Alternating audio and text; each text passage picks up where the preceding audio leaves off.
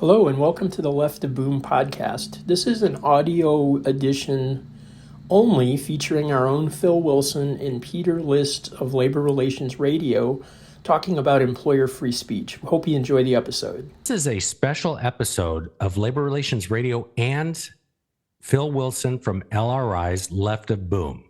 Phil, how are you today? I'm good, Peter. I'm looking forward to our we're gonna jointly drop this episode on the Left of Boom show and Labor Relations Radio, so that'll be fun. Yeah, it's one of those topics that I think is pretty important to everybody out there who is threatened by a union campaign, in that we're talking about Amazon's Andy Jassey and the comments that he made over the course of about a year, where the National Labor Relations Board just found what seems to be pretty innocuous statements to be violations of the act. Yeah, surprise, surprise. But this opinion is sort of the natural, to me, it's the natural progression of kind of where the general counsel is hoping to push the law.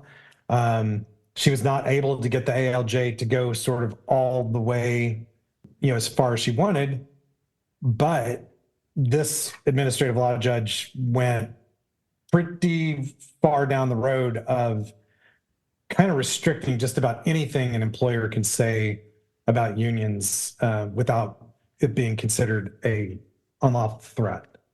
Right. And so for the listeners, there are 3 interviews that the CEO of Amazon gave back in, I want to say 2021-22 timeframe. To NBC Squawk Box. There's a event on behalf of, I believe it was the New York Times, and another one wherein he pretty much said the same thing. And what I figured we could do is let the listeners listen to the audio, and then we can go off on that. Sounds good.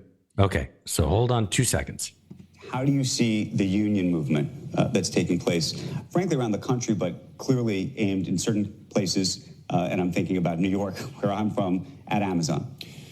Well, I mean, I'd say a few things. First of all, of course, it's employees' choice whether or not they want to join a union. We happen to think they're better off not doing so for a couple of reasons, at least.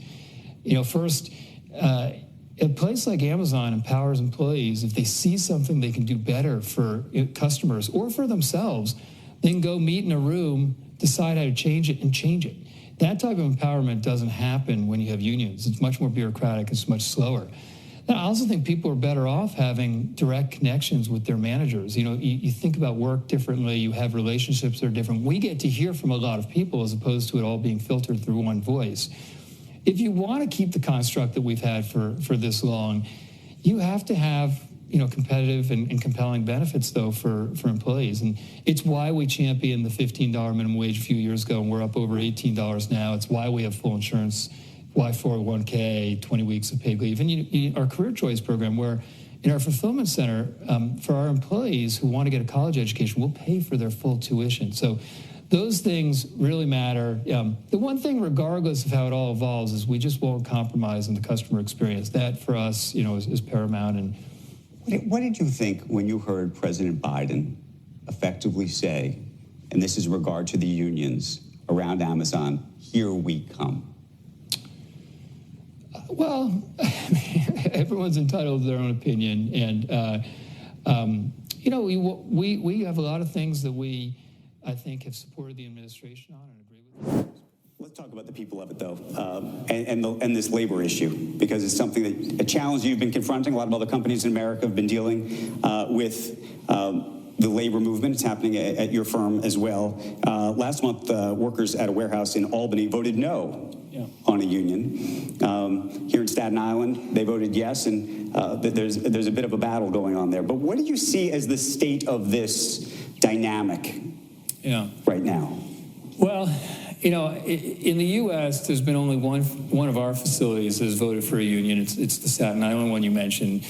there are a lot of irregularities in that vote, which is why there are objections, and it's working its way through the legal process.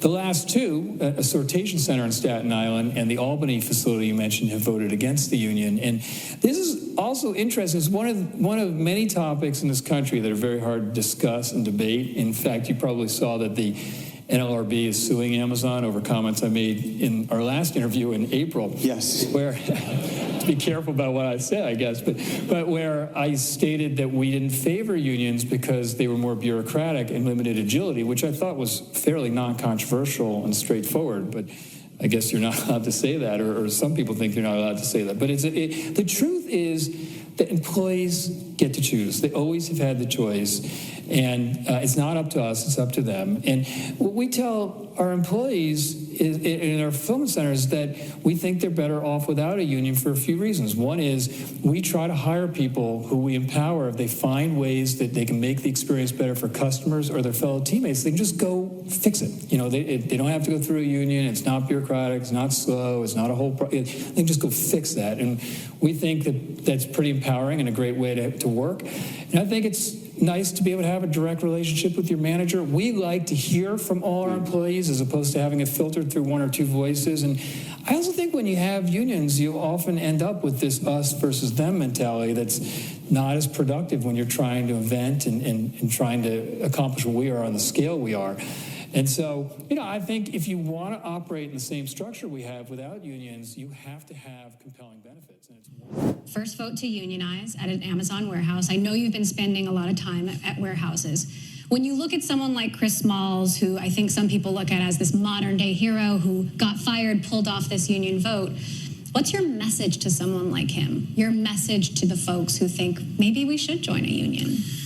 Well, I think that the first thing to be clear about is that employees get to make that choice, whether they want to have a union or not. They always have had that choice, and it continues to be their choice. And, we happen to think they're better off without a union for a number of reasons, including the fact that, it's much harder when you have a union to have a direct relationship with your manager and to get things done quickly. So if you see something on the line that you think could be better for your team or you or your customers, you can't just go to your manager and say, let's change this. There's a whole process in bureaucracy that you have to go through to be able to do that. And we get, when there's a union, we're going to get the feedback filtered by what the union decides is worth bringing up. And we'd much rather hear from every employee whatever is on their mind. And so, I think if you want to continue to have the structure that we've had for all this time, you have to have really competitive benefits. And then I think if you look at Amazon's, they're very unusual in this space. We champion the $15 minimum wage several years ago. Phil, knowing what the comments were, I think it was pretty innocuous, at least in what he said, seemed to be fairly factual, right? He's talking about empowerment of workers without a union and the bureaucracy as if they become unionized. What's wrong with that? And efficiency. Nothing's wrong with that. So let's just be crystal clear. And by the way, everyone just listened to it, but Andy Jassey didn't just hop on television and go, hey, here's some stuff I think about unions. Those statements had been carefully crafted. He said the same basic thing every time. Employees have a right to this decision, but we don't think unions are in their best interest. They're less efficient. You're less empowered. It's bureaucratic. It takes a long time. Those are all classic statements that employers have been able to make for a long time. They're not considered threats. They're not considered anywhere outside the bounds. And those statements were crafted to be kind of well within the boundary lines of what an employer can say. And then I would add on top of that, this isn't like the CEO talking to somebody working at a fulfillment center, right? This is a CEO being interviewed on a financial news show that probably no Amazon employee is watching, and is, this is a very different kind of a setting than if, for example, he was up in front of a room of employees that were getting ready to vote in a union election. Context, I think, also matters here. And when you think about the First Amendment rights of an employer and the Section 8C rights of an employer, I think you have to put all of that together as well, right? This is a TV interview. He's asked about a whole series of different topics about his company. One of them is this union topic, and he makes a very basic sort of milquetoast statement about some of the negatives about unions.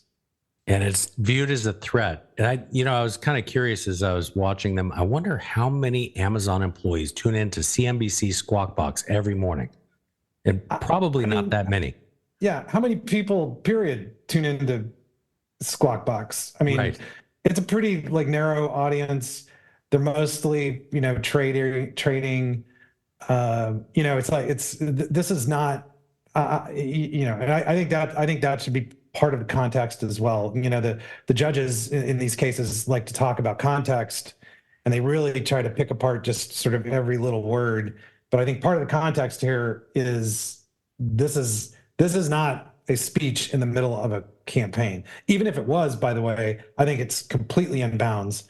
But it's very different than a campaign setting. Well, and the interesting thing is he wasn't necessarily saying something that was not factual.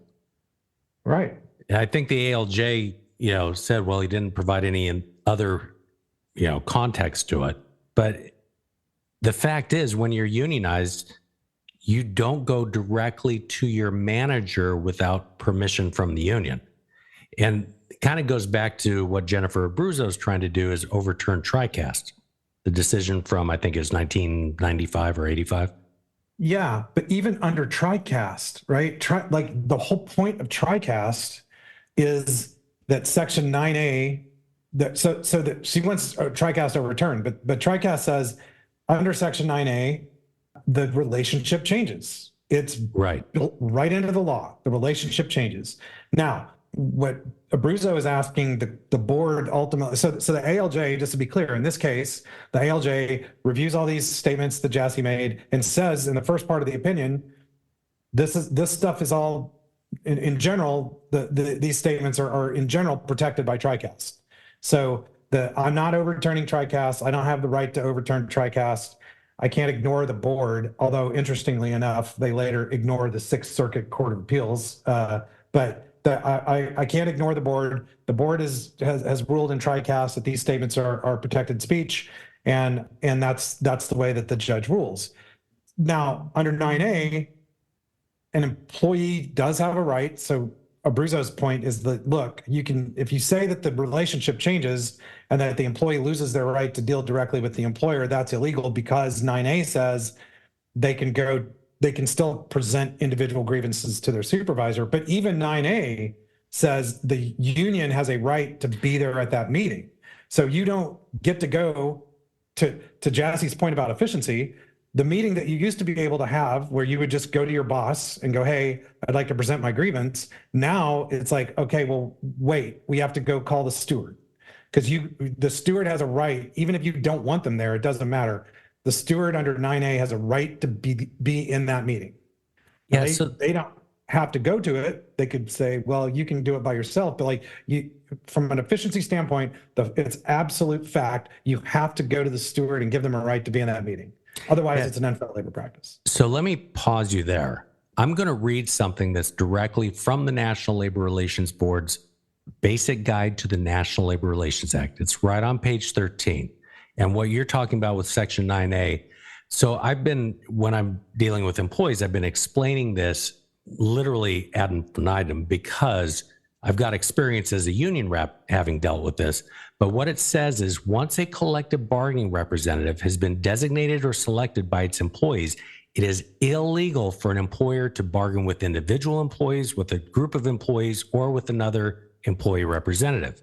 Section 9A, which is what you're talking about, provides that an employee or a group of employees shall have the right at any time to present grievances to their employer and to have such grievances adjusted without the intervention of the collective bargaining representative, provided the adjustment is not inconsistent with the terms of any collective bargaining agreement then in effect.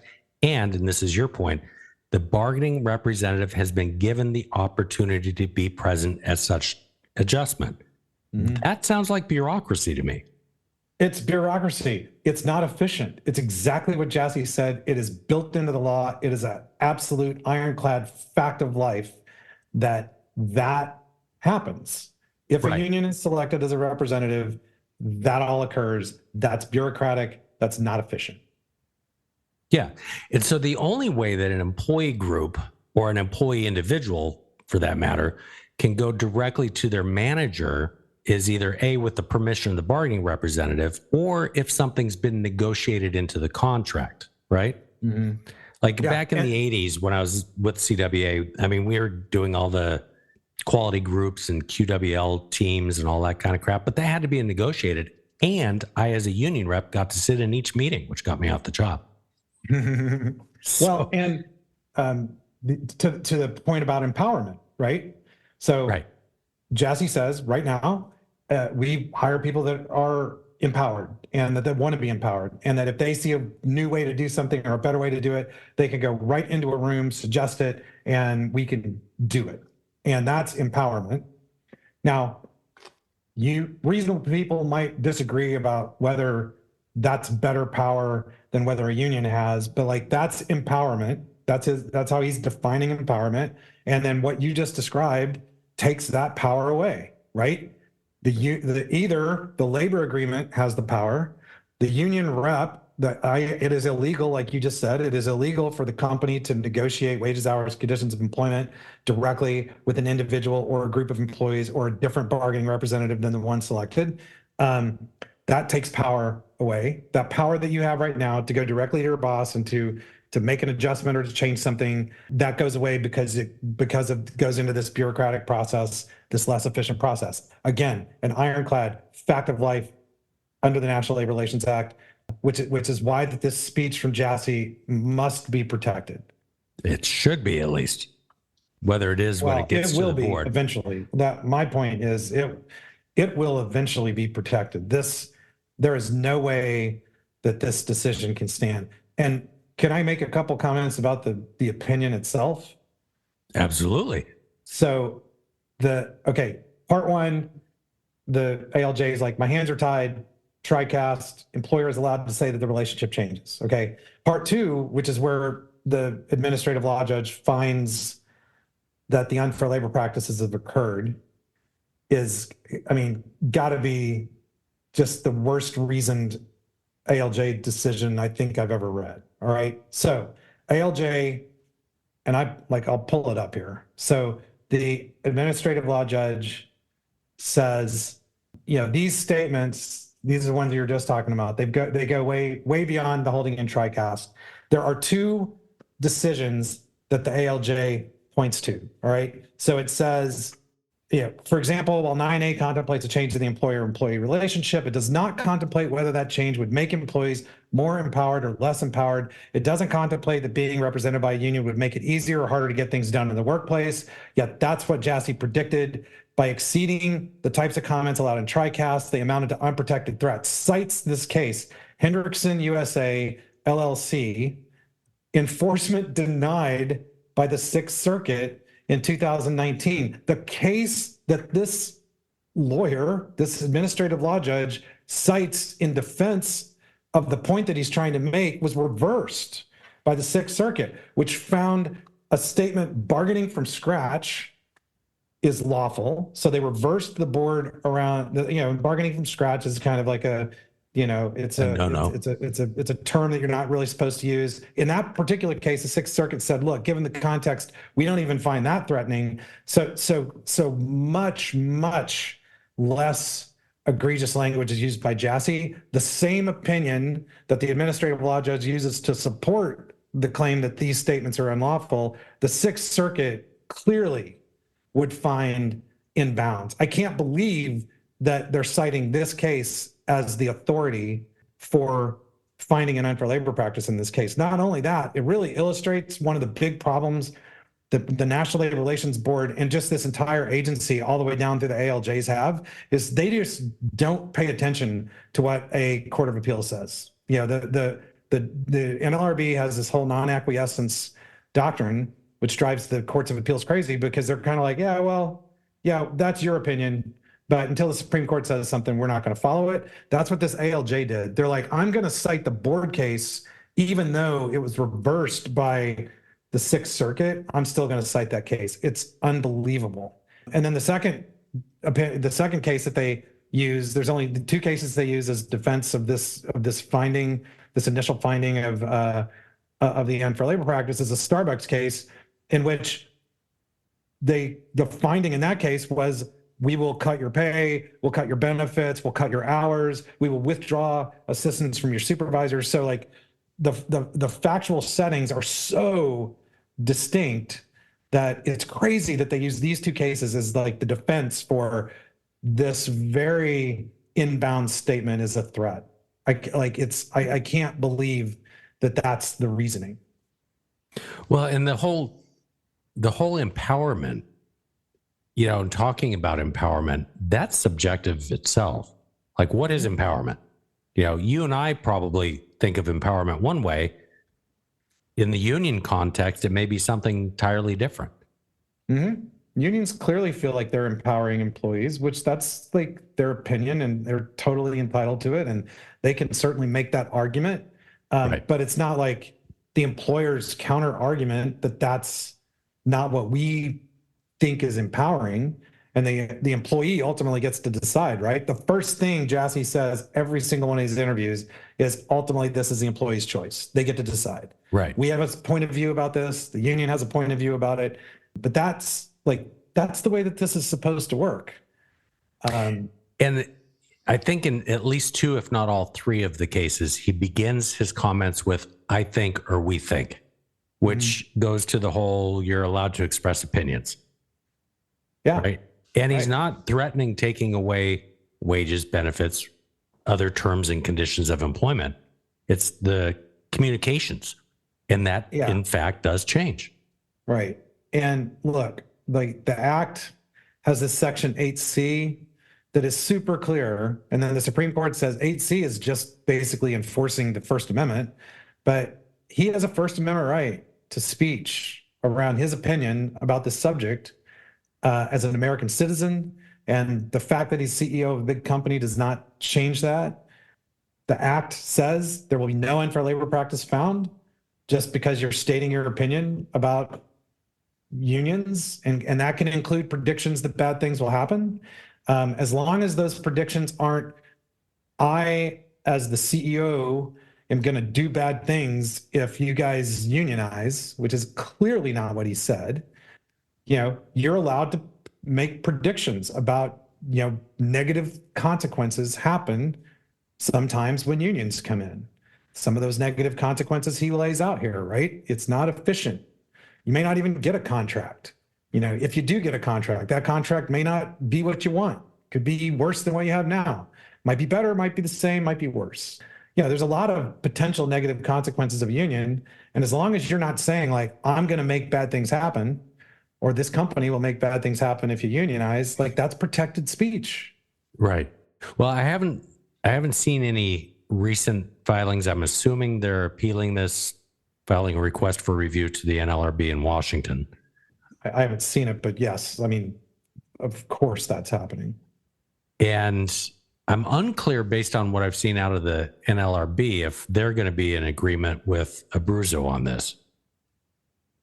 Well, to your point, they're using that Sixth Circuit case. Like, surely somebody's going to read that was overturned in the Sixth Circuit. I would, you would think that whoever, was either researching or writing this opinion might have, they obviously knew it because it says it was enforcement denied. So you had to have at least, hopefully you read the opinion, but at least you knew that the court denied enforcement on that. I don't know. It's it's super poorly, defended. But look, the board above, they are going to uphold this. I would guess like the board is going to uphold this because that's sort of, all these other like close free speech cases that, they're finding against the employer. This is their vehicle to overturn TriCast if the general counsel convinces them to do that. So like that This could be, they've turned it down so far, the chances that they've had. So this would be another opportunity to overrule TriCast if they wanted to. But either way, unless they just reverse the ALJ, this is getting appealed. And I can't imagine a court of appeals looking at this and going along with this reasoning. It's terrible. Yeah, but in the meantime, for the listeners who may be going through a campaign, and I've, over the last couple of years since I saw Abruzzo's memo, I want to say it was a couple of years ago, where she talked about TriCast. Like, I've been going through it with employees when I'm meeting with them, all the way down to, the exceptions there. Yeah, we do too. Agent. Yeah. I mean, so why wouldn't you? I mean, yeah, you anticipate the case that's going to happen, not right. Don't just hang your hat on this is protected speech, but like, okay, I know they're going to make this argument, so explain 9A. Like 9A is not it's not like a big billboard for efficiency or speedy resolution of problems. Like explaining 9A, I mean, don't throw me into that briar patch, right? It's like that, like, okay, we'll explain 9A. That does not really prove unions are some like great thing for employees. Well, the other thing that it's got a conflict with, when it talks about the bargaining representative being able to be present, you look at a union like the Teamsters and several others out there that have within their constitution that whole section where the employee or the member subjugates his or her rights over to the union for all aspects of their employment, which may allow them to not file grievances as well. Yeah, absolutely. Yeah. Right. So, you compile that onto, you've got to go through the union. If you're a union member and you bypass the union, you can actually be put on trial for that. Mm-hmm. Yeah. So, where do we stand with that with the NLRB? Yeah. And how does that apply? Like, how is that empowering? Right. One would think that the NLRB might find some of those union constitutions unlawful because it's restricting employee rights, but I haven't seen a case come up on that. Yeah, I'm pretty sure they would find a way to not rule that way, but right. Yeah, I mean, so you bring up a really good point. Like this is why prior restraints on speech are unlawful. Like this whole behavior of the agency, of the general counsel in particular, and I always make a point, like, look, Jennifer Abruzzo is really smart and is really, very activist and has like a path, is like, no question, got to be without a doubt. And I've heard like other former general counsels of the NLRB say this, but I think you got to bow down to the fact that I don't think anyone's been like more effective in that role probably ever. But that said, like this tortured, attempt to turn this law into, if you don't roll over and just invite the union in, like you're not doing it correctly, it's wrong. That's not what the statute says. It's not the way that these campaigns are supposed to be done. It's not even furthering good labor relations, because it's basically forcing a union on people that don't really understand how it works. And then once they get into it and understand how it works, like they have buyer's remorse, because it's like, well, I thought I was going to get all this stuff and it was going to happen fast. And like, why, like what's happening, and why can't I settle this thing directly? Why do I have to have a steward in here if I don't want him in here? All of these things, if you don't educate people about that, like they all of a sudden have a union in place and are like, I didn't want this. Well, it builds resentment. Yeah, right. It's just, and then all these threats of all the litigation that's going to happen, is basically putting employers in the place where I don't really feel comfortable meeting with my employees. I don't feel comfortable educating them about how this all works, because I'm worried that I'm going to be branded a union buster, and I'm going to have like all of these unfair labor practices filed. And now under CEMEX, I'm going to be forced to bargain with the union, even if my employees don't vote for it. Like there's all of this stuff. The entire weight of the federal government is basically trying to keep the employer just totally on the sidelines and gagged during these campaigns. And that's not the way the law is written. It's not the way it's supposed to work. It's not good for labor relations. It's unfortunate. Well, you and I have been around long enough to remember the prior iteration of the PRO Act, which was EFCA, and that was, card check. So I can trick employees into signing cards, unionize them without them voting on it, and then the government's going to lock the company and the union into a contract for 2 years. Yeah. Right. So it's really, I mean, if you go back a century ago, and what unions fought for was not to have the government dictating labor relations. Mm-hmm. Because obviously unions have become wards of the state in that regard. Yeah. And, that from a worker standpoint, as you're mentioning, it just, if I'm a worker, and what is the union doing for me if the government's doing it anyway? They're dictating my wages and benefits. Mm. Basically, the union's just taking my money. And why do I need a union? Mm-hmm. California, the fast food workers, why are they going to unionize if the government's giving them $20 an hour? Yeah. I mean, it's a good point, right? Like and going back to the whole empowerment, like it's not empowering. Right. It's taking your individual power away. Now it's creating this group, but the group is controlled by a small number of people that are not your coworkers, and it's not you.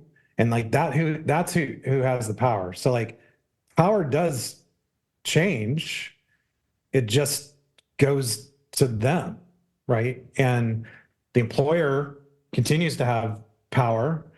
There's just this bureaucratic process that you have to go through in order to exercise that power that they currently don't have to do. And look, I mean, to be fair, like, that's one of the things the unions have to sell, right? Is that right now the employer can make changes and can do things and they can do them fast. And so, the flip side to the efficiency argument is, well, you can change things whenever you want. And like, I don't like that. Okay, well that's a legitimate point to debate about which of those two things is better. And from employees' standpoint, an employer changing things rapidly and everything's always in flux, like that's really frustrating. And a union can, to the extent that those are like bargainable subjects and are not like covered by a management rights clause, like they can slow that stuff down. So that's Jassey's side of that is like, that's inefficient. Right. And, but the union can go like, we can slow down the pace of change.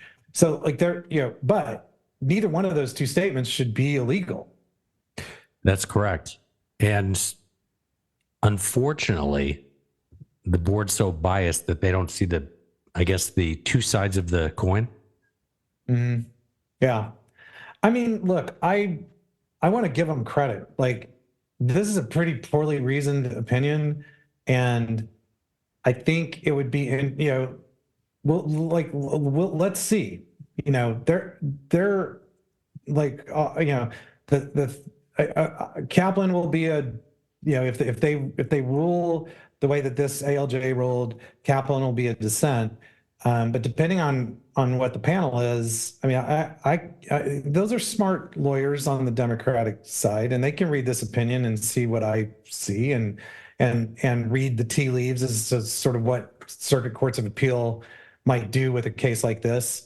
Like, this does not seem like the right vehicle either for overturning TriCast. Like, the facts are terrible on this for overturning TriCast. And I just feel like this was a result, that had been decided, and then they were looking for, like, grasping for whatever straws they could to support that result. But this is not a well done opinion, and I think we'll see what happens with it. To your point earlier, I mean, it would make more sense to take a case like this up where a CEO was literally standing in front of a group of employees and said something maybe not as benign, maybe in the vein that Jassey said it, but a little bit further to be able to overturn TriCast. This was stated to a bunch of, A, to television cameras, B, to reporters, I think, in one of the cases, at a book review summit. So it's like, how many employees actually even saw it until the union brought it up?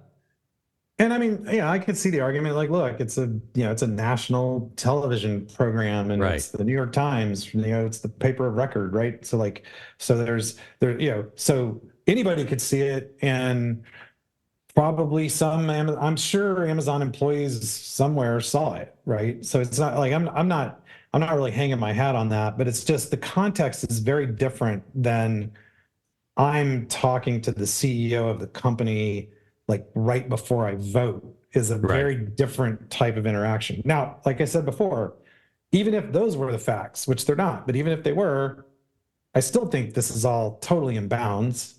I mean, literally, I'm reading the ALJ opinion, but based on the foregoing, Jassey's comments threatened employees because he said if they selected a union, A, they would become less empowered, and B, would find it harder to get things done quickly.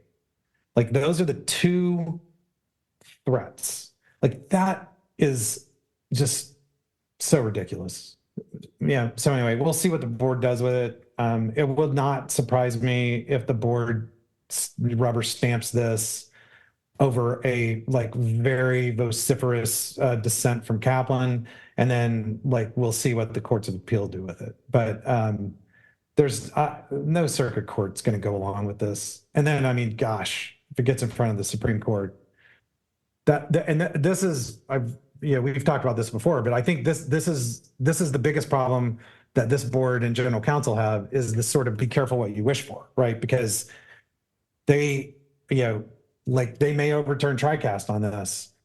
Like if this opinion goes up in front of a court of appeals or the Supreme Court, where like they've overturned TriCast on this set of facts, that's going to create law that is going to be very, very different than where Abruzzo wants it to be. And like that's the real challenge that they have right now is they're really, I mean, they're pushing the envelope like just beyond recognition, and the courts of appeals are not going to go along with it. Well, what I hear you saying is be careful what you wish for. By the time it goes to the courts of appeal or Supreme Court, they could totally eviscerate the logic that she's trying to push. Yeah, they're just going to go TriCast. You know what? We think TriCast is a great idea, and that's the law of the land for the rest of time.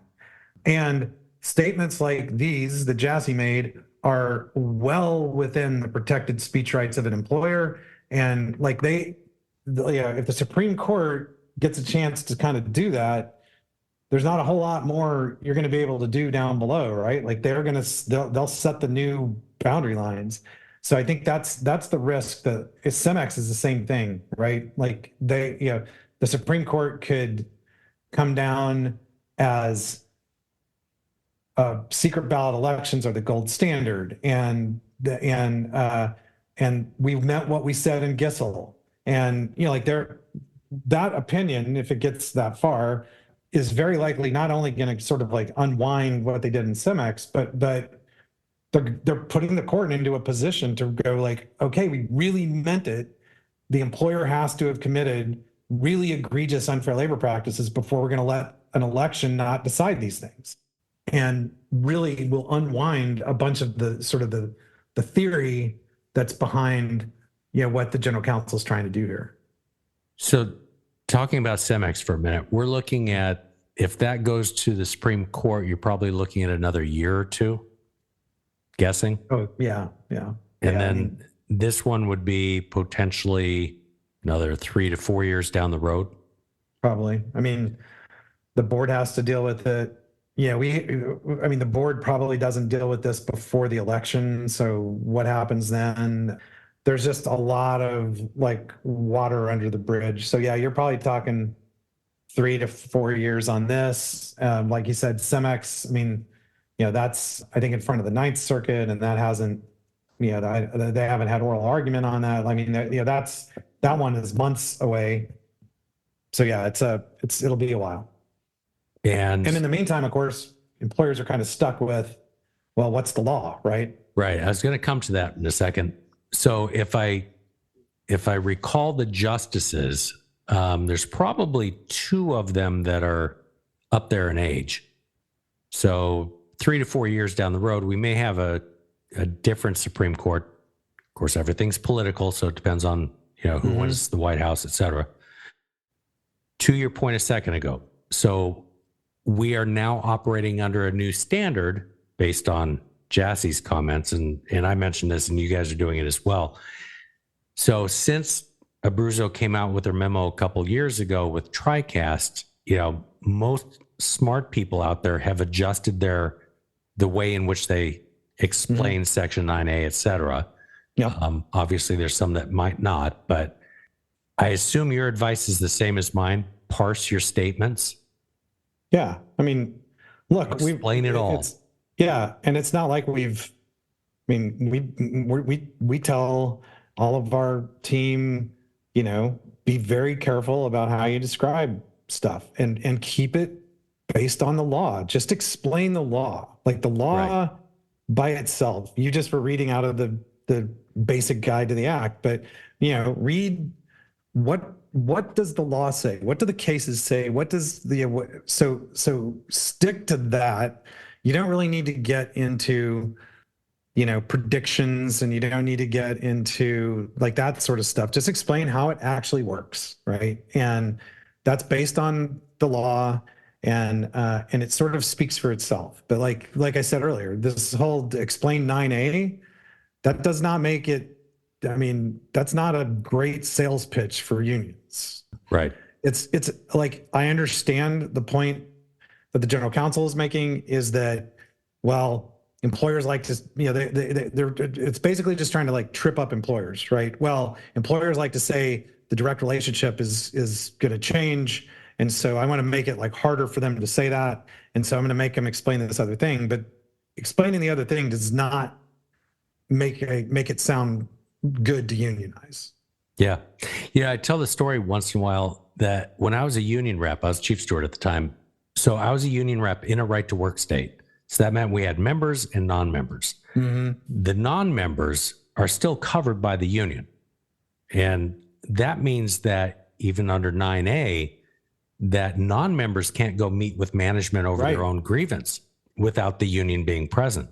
And I had a supervisor that met with a non-member. Now, he correctly answered her, did not give her something that she didn't, she wasn't entitled to under the contract. She wanted extra time off.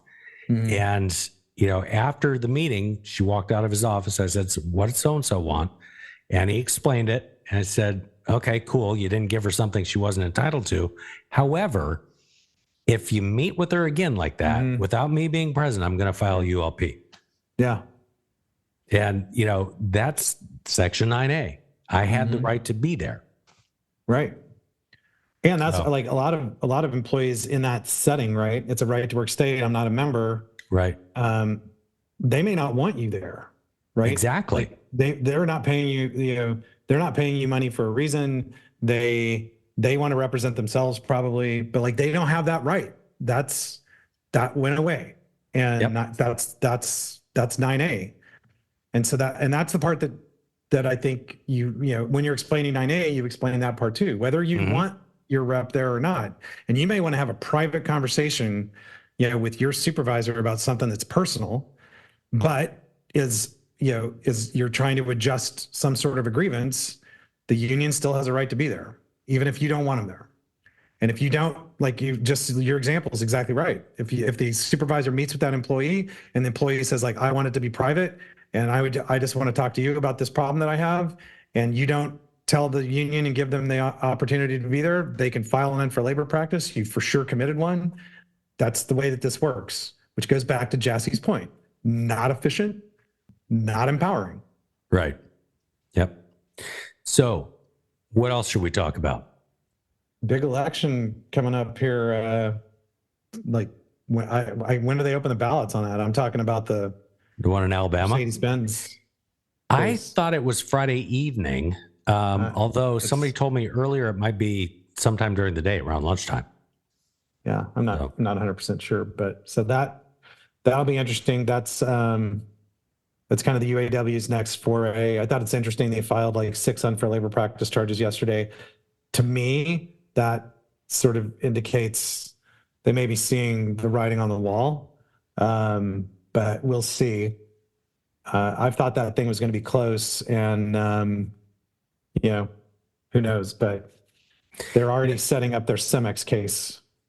That would be interesting to see Cemex impose a union on thousands of workers if they voted against it. Yeah, we'll see. But that's going to be that'll be a big case. Really, either way it goes. Obviously, if they vote the union in, then that's sort of, Sean Fain will, that victory tour will be, fun to watch. And then if they lose, it's just going to be, Mercedes is this terrible employer Right. and did all these bad things, and it's not our fault. And so anyway, that's a big one. Yeah. Interestingly, I was mentioning this earlier on the phone with somebody. I believe Alabama, for all this talk about southern states being non-union and all that, Alabama's union density, I believe, is around 10 or 11%. They're surprisingly. I mean, there's a lot. So like shipyards and a lot of heavy manufacturing that's unionized in Alabama. So it's definitely a lot more unionized than you would think.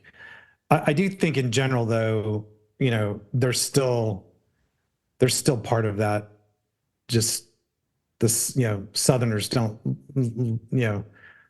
I don't think anybody really likes being told, what to do. But there is kind of an independent streak in the South that I don't think is as compatible with organized labor as it is in other parts of the country. But well, the interesting thing with the UAW, and I did a post on this a couple of weeks ago, they have almost as many people on college campuses as they do in the auto industry.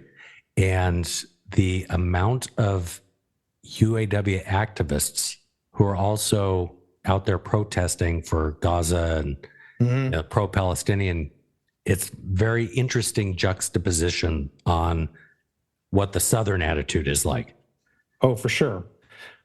Just the general politics of unions and who they contribute to and all that is, and that's not just in the South. Union members just in general have parted ways with the general view, sort of like union leadership goes one way, and a lot of their members, like significant percentages, 60-ish% of their members are, Trump voters, while the leadership is definitely not. And so, like you're giving your money, whatever political viewpoint you are, like you just need to understand, if you're giving money to a labor union, that money is by and large going to be used to promote Democratic candidates across the country, many of whom are in places that you don't live.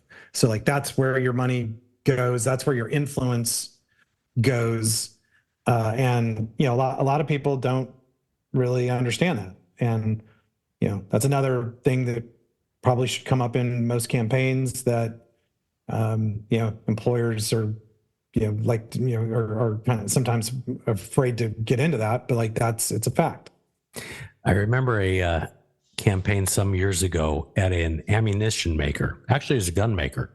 And I remember this young pro-union employee saying, dues don't go towards politics. And I pulled it up real quick, and it was, $10,000 to Nancy Pelosi. NRA rating was F. Just went down the list. I was like, really? Yeah. But anyway. The one other big one, and then we can run, but what are you hearing about the Starbucks negotiations? Nothing other than what's been reported. Yeah, so me too, which I think is interesting. There's not a lot being reported, which I think is very notable. Like this was such a sort of high profile, lots and lots and lots of videotaping the bargaining sessions and blah blah blah, right? Like there was a lot of that, and it's been interesting to see kind of like these negotiations appear, now it's early, but like appear to be kind of under control and looking a lot more like an adult, bargaining situation, which Well, you did a post on the chaos of having, I don't remember the number, if it's 150 baristas watching it in, sitting around. It's like, this will be interesting. Where are all those tweets or whatever you call them now? But you know what I mean? Like it's pretty interesting.